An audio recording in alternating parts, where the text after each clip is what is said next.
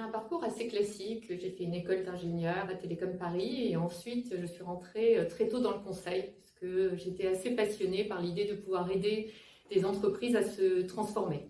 Donc j'ai passé un peu plus de 20 ans dans le conseil en stratégie et à un moment j'ai été un peu frustrée, j'avais envie de passer à l'action. Donc j'ai rejoint une start-up d'intelligence artificielle qui faisait du computer vision et du NLP, donc c'était assez technique, pour aider justement les entreprises à utiliser le pouvoir de l'intelligence artificielle dans la transformation de leurs relations clients.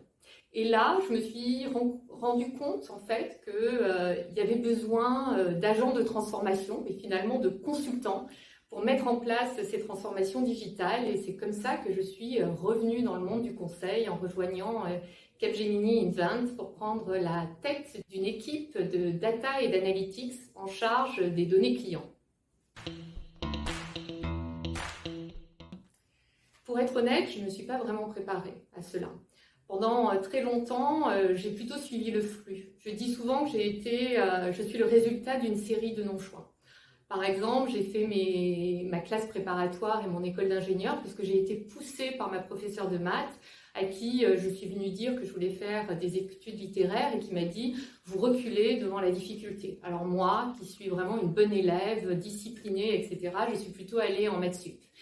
Et je dois dire que pendant assez longtemps dans ma carrière, ça a suffi. Finalement, j'ai été poussée au niveau d'après par mes chefs, par mes résultats, et par mes réussites professionnelles. Mais c'est un jour où j'ai réalisé finalement, et peut-être que j'ai atteint ce plafond de verre, que j'arrivais plus du tout à progresser. Et c'est à ce moment-là qu'il a fallu que je me remette un peu en question. Je me suis rendu compte que finalement, être bonne élève, être dans le moule, ça ne suffisait plus.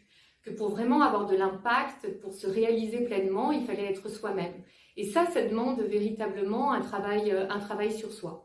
Donc ça a été un peu dans la douleur, hein, voilà, ça a été finalement parce que j'ai pas été promue à un moment que j'ai été confrontée finalement à ce besoin de changer, à ce besoin de me réexprimer, mais c'est aussi ce qui m'a permis de grandir. Voilà, moi je dis souvent que la vie professionnelle, elle est très longue et puis elle n'est pas linéaire. Et ça, je pense que c'est aussi important de réaliser que c'est pas parce qu'à des moments on va plus lentement que c'est une catastrophe. Voilà, au contraire, il y a des moments où on a besoin de peut-être un peu plus de respiration pour apprendre, pour mûrir, etc. Je dis aussi souvent que je suis comme un bon vin, je suis un bon cru, mais que peut-être il fallait aussi que je reste dans la cave et que je mûrisse un peu plus pour libérer tous mes arômes. Donc oui, pas de préparation a priori, mais plutôt une préparation au fil de l'eau et à un moment, face à un obstacle, il a fallu que je décide et que je me prépare pour pouvoir le sauter et aller au-delà.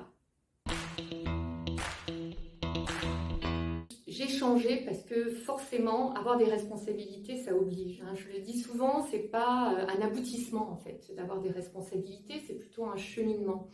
Et les responsabilités, c'est pas un état, c'est finalement une délégation de pouvoir qui est donnée à la personne.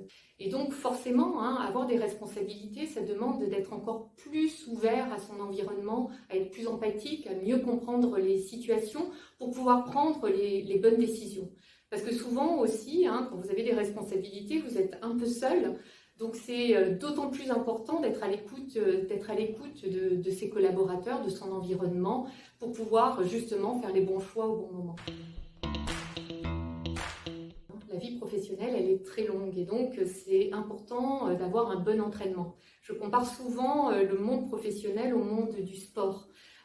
C'est finalement une théorie un peu des petits pas. Voilà, vous sautez une fois 1 mètre et puis vous l'avez dans les jambes et puis vous arrivez à sauter 1,50 m, etc. progressivement.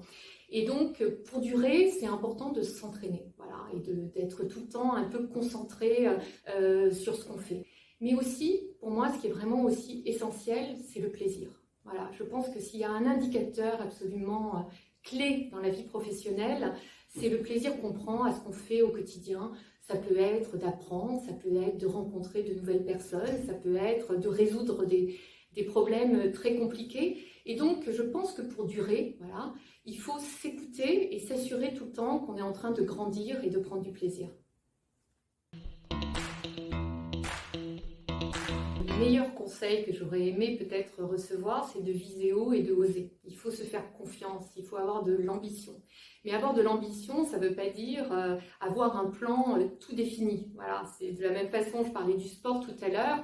Pour moi, c'est comme si on escalade l'Everest, on veut aller là-haut, mais après, les chemins vont pouvoir évoluer au fil de l'eau. Je pense que c'est ça qui est vraiment important dans la vie professionnelle. C'est toujours de viser haut, mais aussi de s'adapter au quotidien, aux situations, aux rencontres, voilà, parce que la vie professionnelle, elle est aussi pleine de mystères et plein de choses merveilleuses qui arrivent. Donc c'est vraiment voilà, être capable à la fois d'anticiper, de voir loin, parce qu'on ne va pas demander une promotion pour dans 6 mois, on va peut-être la demander plutôt dans 1 an, 2 ans, parce qu'il faut se préparer aussi. Hein. C'est quelque chose, je disais, c'est du sport, donc c'est en effet de l'entraînement, être mis en situation par rapport à ça.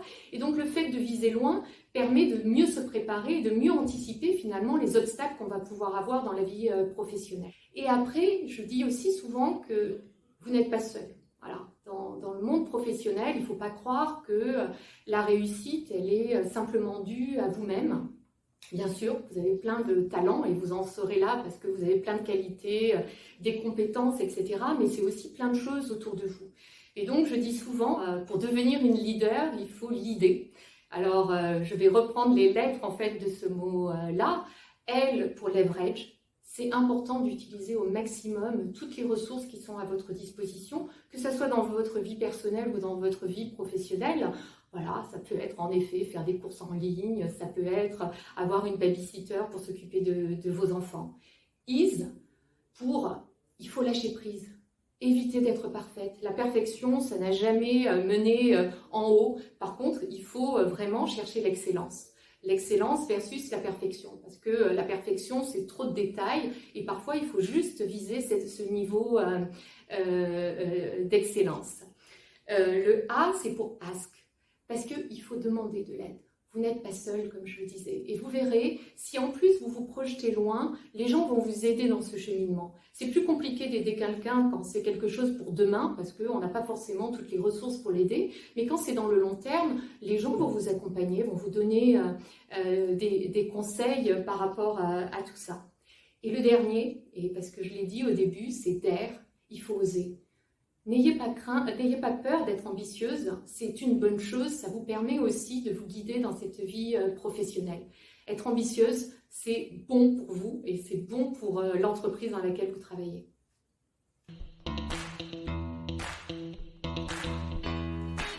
Alors moi, il y a vraiment des clichés sur les femmes qui me révoltent, c'est toujours les sous-entendus sur une femme qui réussit. Et ça, je trouve ça vraiment dégradant en fait. Et on n'entend jamais ça, on n'entend jamais ça d'un homme, on dit jamais il est arrivé là parce que, et souvent des sous-entendus un peu sales par rapport à ça. Et ça, je pense que c'est quelque chose sur lequel il faut se battre au quotidien. Une femme est là parce qu'elle mérite d'être là. Et elle a sa place dans l'entreprise à ce niveau-là. La tech est aujourd'hui au centre de la transformation de l'ensemble des entreprises.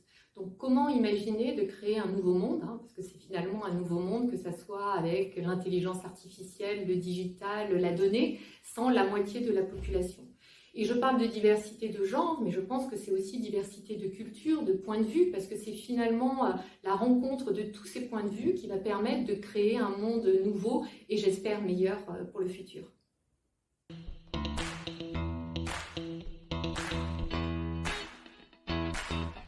Elles en ont de l'ambition, mais surtout de la résistance.